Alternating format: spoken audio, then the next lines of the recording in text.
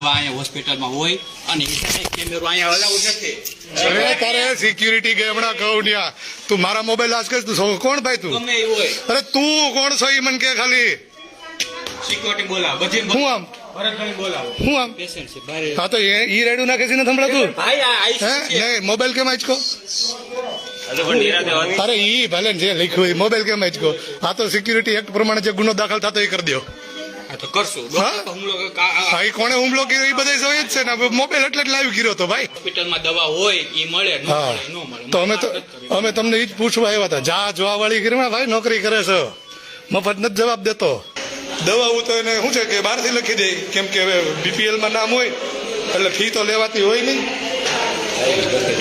બરાબર. આજે આવું બધું એટલે ફી લેવી હોય તો કેમ લેવી? એટલા માટે આવડા બહારથી દવાઓ લખી દે.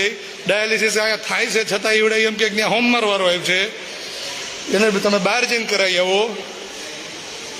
એટલે અમે એને પૂછવા ગયા તો ત્યાં કોઈક મારી જેવો હારો માણા ડોક્ટર બેઠો હતો એટલે પેલા વ્યવસ્થિત વાત કરી તો સમજો નહીં અને પછી જયારે લાઈવ થયા ને તો સાલો પાછો મોબાઈલ આંચકે છે અને એના બાપનું હોસ્પિટલ હોય એવું વર્તન કરે છે અને પાછો મને એમ કે છે ડોક્ટર માટે હુમલો કર્યો અને અહીંયા સીસીટીવી કેમેરા કે મોબાઈલ ચાલુ કરવાનું એલાઉડ નથી.